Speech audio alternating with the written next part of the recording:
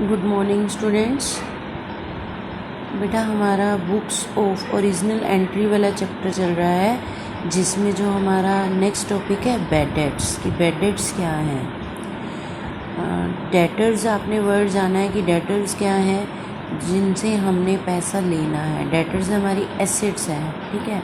किसी फ्रेंड को या किसी को आपने एज अ लोन कुछ अमाउंट दे रखी है, जिससे इन फ्यूचर हमने अमाउंट लेनी है, या फिर कुछ सामान दिया है, जैसे उधार में हम कोई सेल किए हैं हमने, ठीक है। तो आने वाले टाइम के लिए वो हमारे क्या बन जाते हैं, डेटर्स, जिनसे हमने पैसे इन फ्यूचर रिसीव करने हैं। तो अब बात आती है कि बैड डेट्स क्या हैं। बैड डेट्स वो हैं जो पे नहीं कर पाएंगे। मींस कुछ अमाउंट ऐसी होती है जो हमने किसी से लेनी है, वो हमारी डूब जाती है, या फिर कुछ परसेंटेज जो है उसका वो कम मिल पाता है।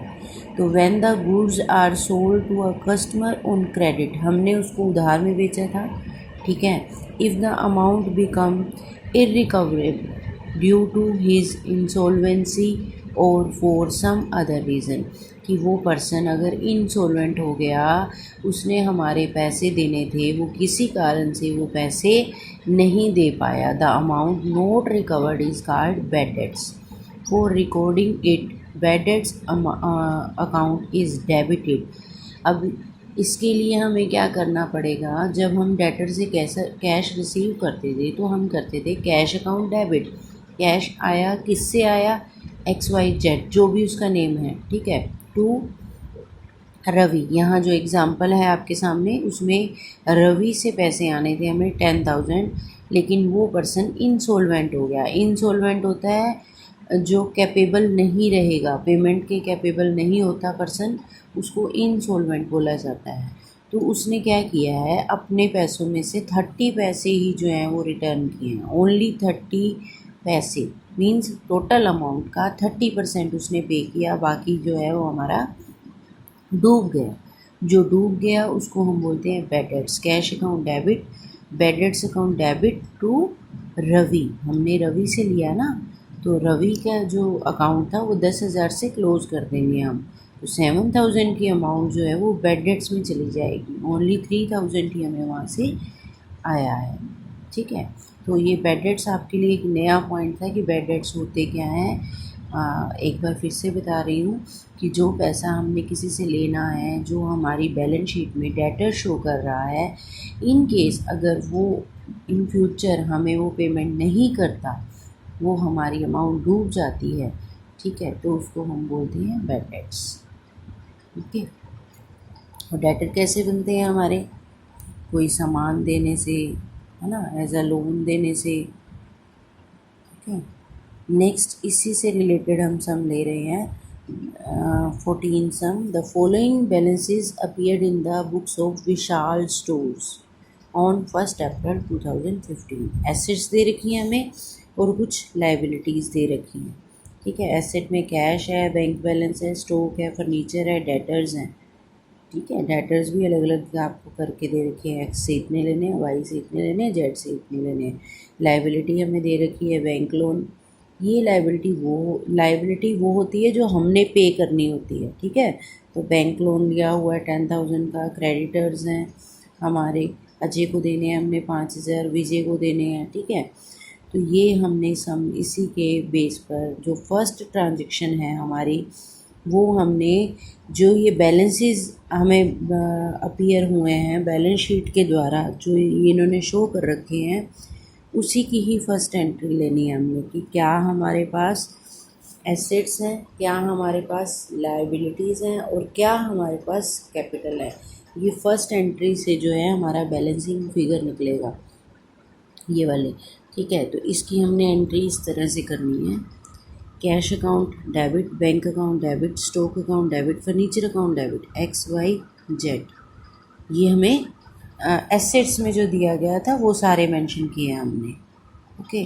और ये हमें लाइबिलिटीज़ में लोन दिया हुआ था, ठीक है। क्रेडिटर्स अजय और विजय दिए हुए थे, ये 3 ही आइटम्स दी हुई थी। बाकी का जो बैलेंस आया, ये अमाउंट हमारी ज़्यादा है, ये अमाउंट हमारी कम है, तो बाकी क्या शो करते होते हैं बैलेंस शीट में हम, कैपिटल। तो बैलेंसिंग फिगर जो निकलेगा वो कैपिटल निकलेगा, ठीक है। Assets and liabilities brought forward, ये नरेशन में लिखेंगे हम। नेक्स्ट एंट्री ले रहे हैं, बाकी एंट्रीज हम कर चुके हैं, यही आपके लिए नई थी या फिर बैड डेट्स वाली नहीं होगी।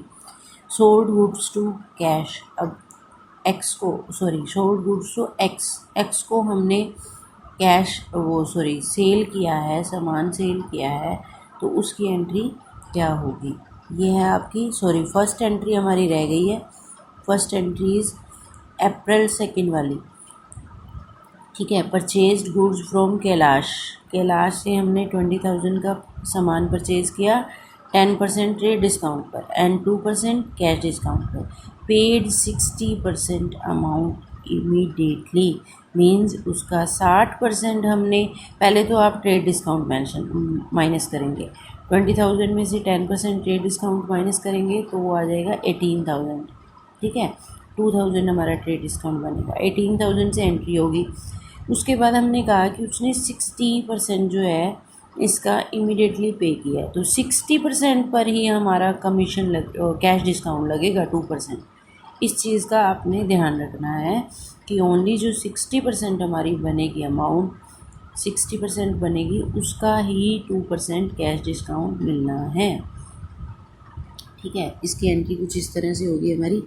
Purchase account debit, cash account, discount received, discount है ना हमारा, कैश डिस्काउंट जिसको बोला हमने, और टू कैलाश। बाकी के जो पेमेंट पेंडिंग है, हमने तो 60% की बात की है ना, तो 40% तो हमारी पेंडिंग है, 40% एज अ क्रेडिट मानकर उस पर्सन को जाएगी टू कैलाश, ठीक है। 40% की तो पेमेंट हुई नहीं है, तो इसकी जो अमाउंट निकाली है हमने वो कैसे निकालेंगे। टोटल अमाउंट हमारे पास 20,000 थी, ट्रेड डिस्काउंट मैंने कहा 2,000, कितना आ गया 18,000।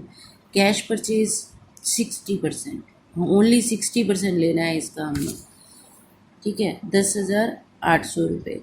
और कैश डिस्काउंट कितना हो गया इसी अमाउंट पर 60% का, 216 रुपये। इट मीन्स जो कैश में लिखोगे वो 10,584 रुपये लिखोगे।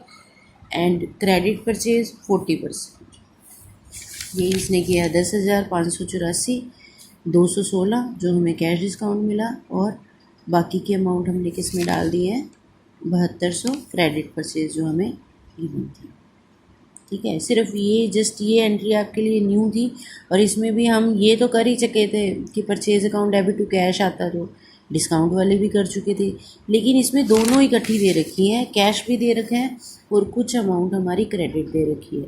तो उसके अकॉर्डिंग हमने 60%, इस अमाउंट का 60% जो है वो हमने कैश में लेना है। कैश में लेके उसी का ही 60% का ही हम कैश डिस्काउंट निकालेंगे, वो 216 रुपये निकलेगा, ये वर्किंग अकाउंट में निकाला, ठीक है। तो ये ध्यान देना है बस, एक तो ये एंट्री। नेक्स्ट हम ले रहे हैं बाकी सब जो एंट्रीज़ हैं आप लोग कर चुके हैं, इसमें कोई भी प्रॉब्लम नहीं है। नेक्स्ट हमारी एक बैड डेट्स वाली एंट्री है, वो देख रहे हैं, वो है April 20, Z become insolvent and 40 paisa in rupee could be received from he state. तो जेड क्या हुआ, जेड से हमने कितने पैसे लेने थे, हमारी बैलेंस शीट में शो कर रहा है, जेड से हमने लेने हैं 10,000, लेकिन उसने कहा कि वो 40 पैसा ही देगा, वो क्या हो गया, इंसॉल्वेंट हो गया। तो ये एंट्री है हमारी अप्रैल 20 की। तो उसी तरह से हमने बैड डेट्स वाली एंट्री क्या कहा था मैंने, कैश अकाउंट डेबिट, ठीक है, जितना कैश आया है, कितना आया है 40%, उतना हम क्या करेंगे, कैश अकाउंट डेबिट। एक मिनट होल्ड, ये है हमारा 40%, हाँ जी। तो 40% कितना हो जाएगा हमारा, 8,000 का 40% 3200, ठीक है। तो cash account debit, bad debts account debit to Z, लेने 8,000 थे, लिए हमने कितने हैं, ओनली 3,200, तो बाकी की अमाउंट हमारी बैड डेट्स में चली जाएगी, ठीक है। ये दो ही एंट्रीज़ इस क्वेश्चन में आपकी नहीं थी जो मैंने आपको करवा दी है। तो ये जो सम है आपने करके देखना है, ये सम नंबर 14 है।